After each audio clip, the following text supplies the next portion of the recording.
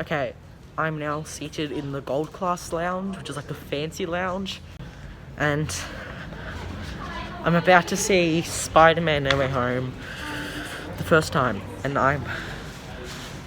words can't explain it right now. The next time you see, can't even speak. The next time you'll see me will be my initial reaction coming out of the cinema or at home. Let's get on with this review. Here we go.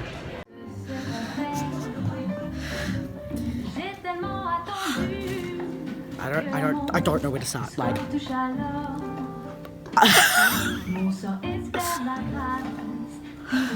I literally I've just sat here and just thought,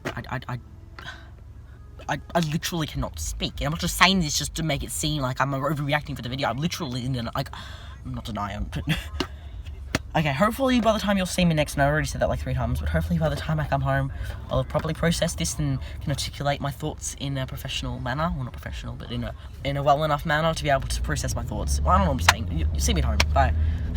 This is all my fault. I can't save everyone.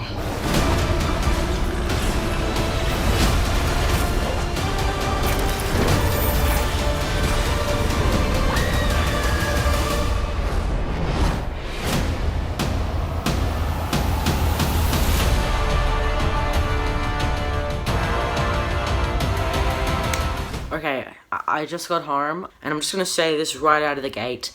This is probably gonna be one of my worst reviews yet because I haven't written anything for this. It's not really gonna be structured. I'm just gonna talk whatever comes to mind, and I'm probably not gonna put as much editing into this as I normally do.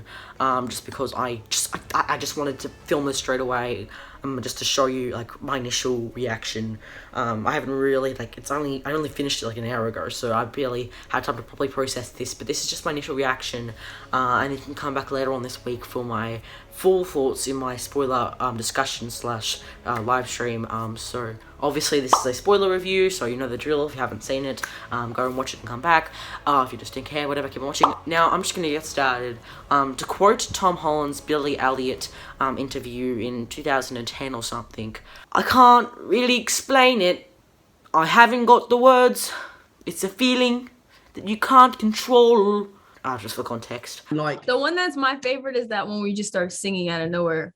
Oh, the Billy Elliot one. You have to terrible. find it. It's amazing. And you just all of a sudden it's like, I can't really explain it. I look back on that. Got But the you know what's words. funny? Is I can't really explain it. I haven't got the words. It's a feeling that you can't control. I was watching the whole movie, and even after I've watched it in its entirety, it didn't feel real to me. This didn't feel like it was a real movie. This feels like it was literally just a dream, or it was just some extremely elaborate fan-made movie. It just feels like they just stole some lines from Tobey's movies and just put it into this, and, you know, they think that we didn't notice or didn't catch on. It literally, I still don't, I mean, even after seeing Andrew and Tobey and Tom interact, I still feel like I'm in denial. And I was never a Tobey and Andrew denier. Like, my brain always knew that they were going to be in it because of the evidence and everything, but my heart still felt like that's impossible. They're never going to do that. But they did it. And it was glorious. Obviously, there's the whole villains, and Tobey and Andrew we can discuss in a second, but for me, that's not really actually surprisingly what I love the most about this movie, and that is Peter. Not Peter 2, not Peter 3, Peter 1. Tom's Peter. This is everything I've ever wanted from Tom's Peter and more. Everyone, you know, always says Iron Boy Jr. and everything, and I've never really gotten that complaint. I literally just watched Homecoming the other day, rewatched, and I didn't really pick up any sort of Iron Boy Jr. Criticisms from that movie. And so I've never really understood it, but I always thought maybe they could have gone for a more like grounded sort of Peter story, like in the original Spider-Man trilogy. So that grounded story mixed with Tom Holland's portrayal would have been the perfect Spider-Man movie. And this is what this movie is. There is no, obviously we have Doctor Strange and the Multiverse, yet still, even though we have, like, Doc Ock and Green Goblin and Tobey and Andrew and everything, even though we have all that, there is still this grounded feeling in Peter. And Tom Holland, by far, gives off the best emotional performance of his career. This was the perfect characterization of Peter, and I mean that wholeheartedly. In any single Spider-Man adaptation, he was such a genius, and he was a team leader, and he had consequences, and he was so emotional. And even towards the end of the movie, he made his own new suit, and he moved into the college. He was at his absolute lowest, and that's Peter Parker. That is Peter Parker. I was actually surprised, going into this movie, I always thought, Tom Holland was like the teenage sort of youthful Peter, which I've loved so much in the last few movies, and that Tobey was going to be the older, wiser mentor. However, in this movie, I was surprised in that, Tom was actually the very wise, serious version. I mean, I understand it's because he just lost his Aunt May, and so he's already in a sad mood. But, Aunt May's death carries on this emotion and this heavy weight throughout the entire movie. And he even had to tell Tobey and Andrew's version of Peter, he had to pull them in check. And that's actually another criticism I have of this movie. And look, just don't get me wrong. Seeing Tobey, Tom, and Andrew interact was, obviously, I don't really think I have to describe how I felt about the movie. I mean, about that, reveal, dream come true. Here's my reaction, actually, to Tobey coming through the portal. Okay, this is Tobey's. Find Peter Parker. What's the thing on his hand? Find Peter Parker. Tobey. Find Peter Parker! Tobey! Oh my god! It's just some random guy. It's not just some random guy. I hope it's okay. I just came through this, just closed. You're Peter. Yeah. Peter Parker. So yeah, seeing them all interact and swinging together, obviously, I don't think I have to even explain my thoughts on that, but, yeah, but as I was saying, I feel like they could have made Tobey the older, wiser, sort of more mature, experienced sort of mentor, whereas I felt like that was Tom. Tobey just felt like a teenager in an adult's body, and at times that really rubbed me the wrong way. So yeah, obviously we have the scenes where, like, Tobey and Andrew talk about their Uncle Ben and Gwen's death, and they finish with great power comes great responsibility quote. Obviously we have that. But Tobey kind of felt like a joke. Andrew, I think, was a perfect characterization. That is exactly the same Andrew from the previous movies. But Tobey didn't feel like that. He felt like it was a completely different portrayal. And he just felt like an MCU Tobey Maguire Peter Parker, if that made sense. Like, the scene that comes to mind the most is the scene where he goes, "My back," which is a funny, reference. But then as soon as they start cracking it together, and then, Andrew says, like, "Are you in a lot of pain, aren't you?" "I am." Like, that scene, like... that was not the Tobey I was looking forward to. Don't get me wrong. I mean, I'm not going to say that I hated seeing Tobey in this movie. They ruined his character. Not at all. That was just wasn't what I was expecting from this movie, and that could have been done better. But I'm not going to say that ruined my thoughts on this movie. So getting back to Tom's Peter, obviously we see towards the end of the movie, he lost everything. He's lost his aunt. He's lost everything. Like, everyone's forgotten who he is. He's at his absolute lowest point. He's moving to a new college, and he gets that incredible new suit he created himself. This next college trilogy has the potential of surpassing the first two Tobey movies, surpassing Into the Spider-Verse and being the best Spider-Man movies of all time. The ending of this movie has 100% laid the groundwork for what could be the best superhero movies of all time, and I mean that wholeheartedly. And yeah, this movie just feels so different tonally too. This is a more mature Peter. He's gone through it all, and even that, like in that scene where he says, "I'm an Avenger," well, I was an Avenger, and they're like, "Cool, what is that?" That was a funny scene, but it shows he's been through so much, and he, as I said, he fully becomes the Spider-Man we know and love because of his experiences. The movie just has a more mature tone. And until Tobey and Andrew come through, I was like, there's barely any humor in this movie, which I really appreciated. It just sucks that not Ned, but Tobey was kind of the comedic relief character, and Andrew's fine. Andrew always quipped and stuff in the Amazing Spider-Man movies, but Tobey was never really like that. So it kind of sucks. But anyways, yeah, it just had a better tone. This movie, oh my God, I can't stop thinking about it. And as I said, yeah, he's so smart. Like, how he could cure all these villains, and he was working on them individually. And, even Norman was surprised by how smart he was. That is Peter. I think I've spoken enough about how much I love Peter in this movie. And I think Tom Holland's performance, I can't explain it. I mean, I always say it's phenomenal, it's incredible, but that just seems like I'm just saying that for the sake of saying that, like I have in some reviews. Like, his performance genuinely got me crying. And you can see my reaction right now to Aunt May's death. Why am I crying? J. Jonah Jameson reporting. Good night. And God help us all.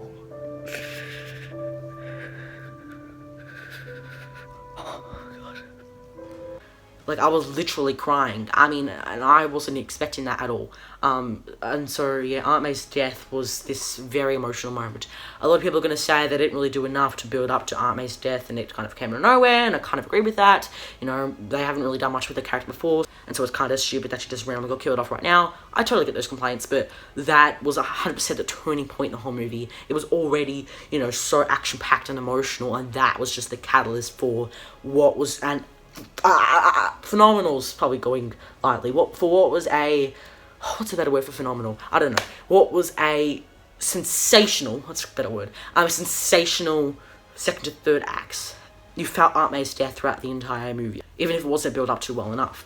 I also really loved that after, you know, Green Goblin killing Aunt May, Peter was filled with vengeance and he really wanted to set down this path, but the other Peter stopped him, and, you know, it was a really great storyline, and even, like, they talk about how they lost their people, as I said, and especially when, like, Tobey jumped in the way and stopped, you know, Tom Holland's Peter from killing Green Goblin, and it showed that he cared more about stopping Tom from going down this path, other than actually, you know, ending his greatest villain. Really says a lot about that character, and I really did love that scene. Tom Holland's acting and the absolute anger he showed for Green Goblin, and Green Goblin's laughter and absolute maniacal and absolute, like, craziness it's just insane. I love that scene and that whole storyline. Oh god, I love this movie so much. What isn't there to love? Okay, a few more things I just want to mention quickly. The pacing of this movie, the first 40 minutes, as they said in press, it literally went by so fast. And also, of course, we have to talk about, I think Tobey's acting was also really, really good. Andrew was by far a showstopper, but he significantly improved from the original trilogy. I've never really been a fan of Tobey's Spider-Man until now. I think he was miscast, but this movie just proved, you know, he had great comedic timing. I probably don't think he's the best emotionally, you know, when he does really emotional scenes, but he was great in this movie. All three of them were together, and this obviously is Tom Holland's best movie as Spider-Man. He was incredible. I've spoken about him enough in this video, but yeah, so just a few things I wanted to mention there. So yeah, that's enough about Tom, Tobey, and Andrew. I think I don't really have to elaborate any further. Although actually I probably will say that Andrew's characterization, as I said, was perfect. You know, I still didn't believe that he was in that movie. And especially, like, his interactions with Electro. That was the exact same Spider-Man I just saw when I rewatched The Amazing Spider-Man 2 on Monday. You know, and he said, "You were never a nobody." And then, you know, Electro says, "Everyone's gonna forget about me," and stuff. Like, that was the perfect version of Peter. And then when they all hugged towards the end of the movie, Anyways, I need to stop talking about the Peters. I could go on about them forever. Oh my god, and seeing them swing together and working, like doing the science stuff together. Okay, I need to move on. Come back to my spoiler discussion later on this week for my full thoughts on that. But yeah, anyways, so the next point I want to make in here is obviously the first act. A lot of people, you know, in reviews were saying the first act was really messy, or the first half, should I say. I don't get that criticism. It was just action-packed non-stop, and it was really, really cool to see everything that we've already seen before in trailers and stuff actually, like, come together. Like, we've seen the bridge scene a billion times, so first of all, I wasn't really, you know, like, surprised about the bridge scene or anything that played out exactly how I imagined it to. So yeah, it wasn't like, oh, Doc Ock and stuff. I was like, okay, I've seen this. But yeah, so we see the bridge scene, but now we actually saw how it tied into the plot, which is, you know, going to see the MIT person and stuff like that. And then, of course, we've got, like, Doctor Strange, you know, got Peter going up to him and doing the spell and stuff. We saw this all flow, and it was just so surreal to actually see it like an actual movie and not just trailers or photos or interviews. Like, it was weird. I was like, oh yeah, this is a movie. I forgot about that. Does that make sense what I'm saying? So yeah, the first act was incredible. We have to talk about, of course, Matt Murdock. I mean, it was actually a shorter scene than I imagined, but that was perfect. I loved it. I don't think I have to explain any further. Obviously, Peter and MJ's relationship, I've spoken many times about how much I just love the relationship, and this is the best romance, definitely out of all Spider-Man movies, but probably out of the whole MCU. That kiss at the end felt very passionate, and yeah. And obviously we have to talk about the Sinister Six. A lot of people, or the Sinister Five, should I say. A lot of people, including myself, thought it was going to get really, really overcrowded, and they wouldn't really be able to explain it well enough. You know, they just have 5 villains, and they all just come together.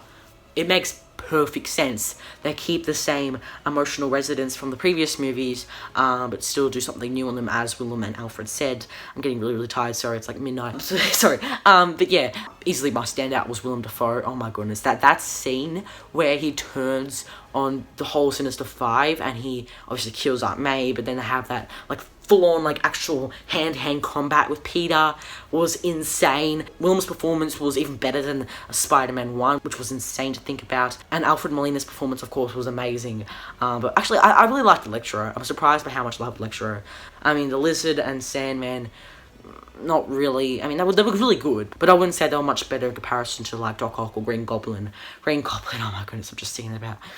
Green Goblin was amazing. And the line, you know, I'm something of a scientist myself. I mean, a lot of the lines in this movie just feel like they were just forcing it in for fan service and stuff. Like, my back, or with great power comes great responsibility, or the power of the sun in the palm of my hand, or, you know, a few of the lines, okay, kind of forced in.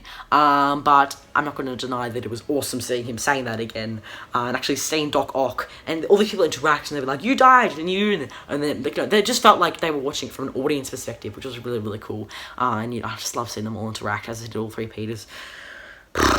Wow. Another thing I want to talk about is, of course, Doctor Strange. A lot of people were saying after the first trailer, it's stupid that the whole multiverse was released because, you know, he stuffed up a spell and stuff. I mean, it's kind of, they're both in the wrong. I think Peter, obviously, should have just tried to establish the boundaries before the actual spell, but Doctor Strange should have known better to not even do the spell in the first place. Like, I don't really know. He's kind of doing a favor for a friend, but at the same time, he should have known the possible, you know, results of that spell. So they're kind of both in the wrong in a way, and I wouldn't say that they treated Doctor Strange any sillier than they did in the previous movies. He was always narcissistic, and he did have some great banter with Peter, which I appreciated. Of course, we got that incredible fight scene with the train and stuff. That was awesome to see it play out in its entirety. Obviously, the green screen was really bad on Doctor Strange.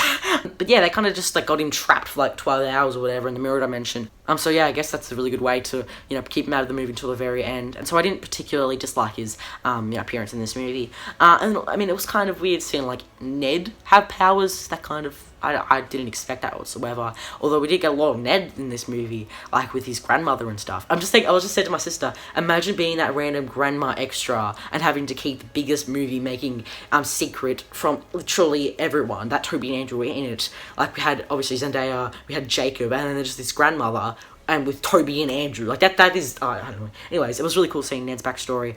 I'm very curious to see where that goes. Like, I feel like there was a little bit of foreshadowing when they said something like, you know, my best friend turned evil. Like, don't ever do that to your Peter. Hobgoblin confirmed? No. I mean, so yeah, I really did love that trio, and I'm glad that they played more of a role. Maybe a little bit too much in the final battle. Like, where we should have focused probably more on Andrew and Tobey and Tom, whereas they just focused on them throughout the portal and stuff back in the workshop. I'm not going to complain about that. I don't have any major criticism with this movie. Everything I said in this video that I might have had a problem with, that doesn't mean that it took away my enjoyment from this movie at all. And of course, I think I've said Green. What haven't I talked about?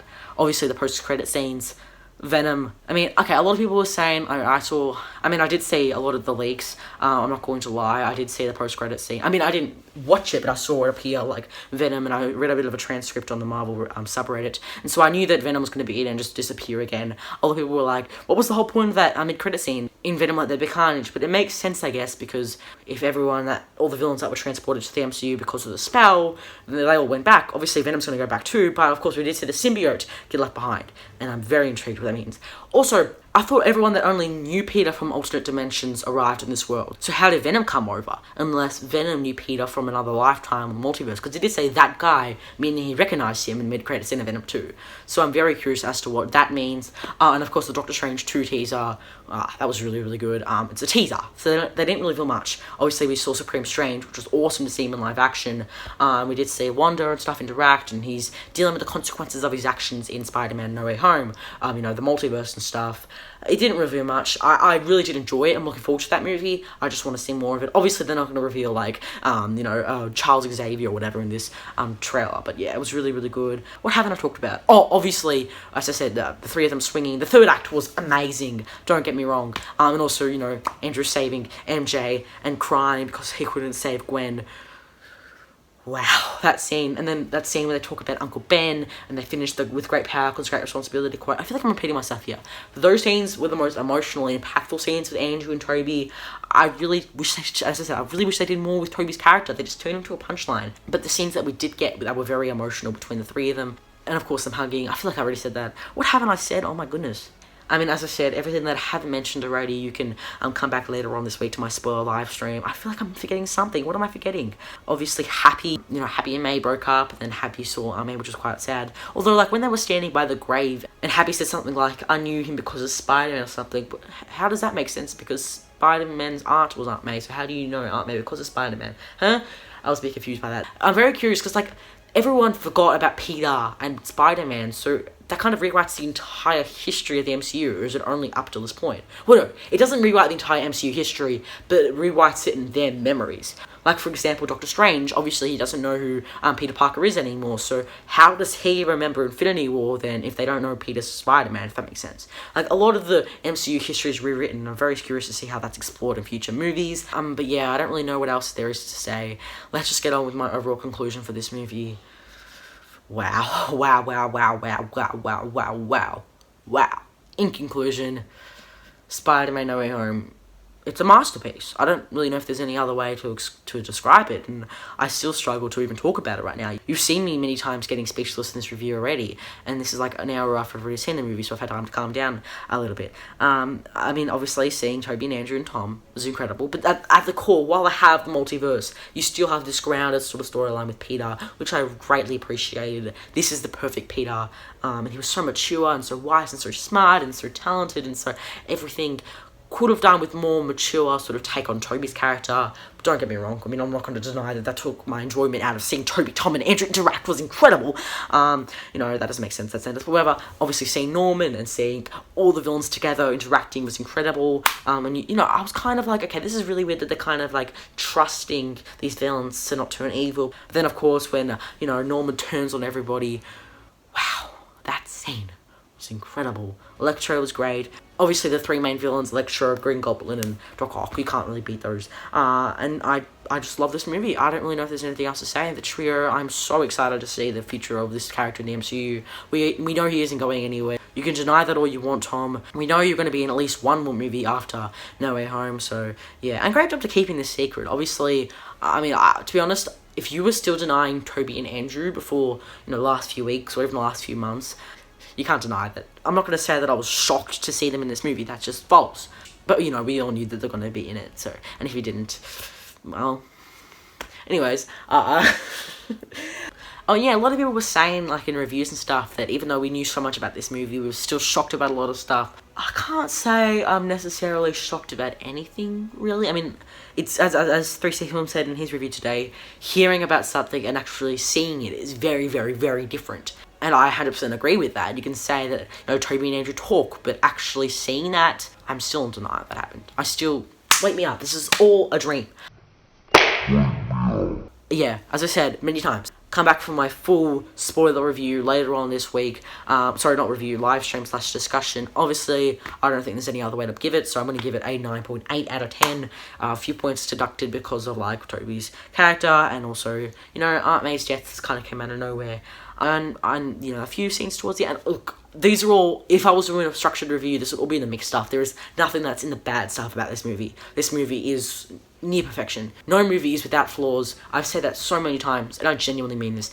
I will say sometimes in the past I've given stuff a higher score than I would normally because, I just want to avoid, conflict from people that follow me and stuff, but I genuinely am saying that from the heart. And I know I'm even rewatching the clips that I filmed, like, in the cinema and stuff, and it just seems like I'm overreacting like Soups. Like, that's just me putting it on, just, being fake, just to, get a good reaction and stuff for the, for the YouTube and stuff, but I genuinely reacted like that.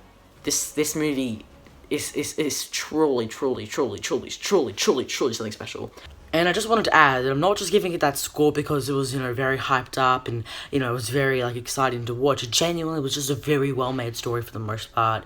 I definitely put it as either, like, number 1 or number 2 for my Spider-Man ranking, and I definitely put it in, like, my top 3 to 5 MCU movies. I just really enjoyed it that much. And you could argue a lot of nitpicks like Ned, and there were a lot of problems which I've already discussed in this review, but the pros significantly outweigh the cons for me. It is just such an emotional roller coaster. I cried, I screamed, I laughed, but it was just incredible, and it really is a story about Peter. I like the perfect characterization, as I've said so many times in this review, and of course, his compassion action, and, you know, Aunt May's death helping to carry, you know, his choices and his decisions for the rest of the movie. And at the beginning of the movie, we see, you know, him deal with him being famous, and, you know, we see this very grounded and already high stakes at the very beginning of the movie. You know, everyone was saying that, like, you know, this movie could, you know, just be filled with fan service and not tell a great story, or that it could feel cramped with 5 villains and 3 Spider-Men and stuff, but I didn't get that vibe from it at all. The fan service, as I said, some lines here and there was kind of forced in, a little bit cringe, but for the most part, it made sense, and especially, like,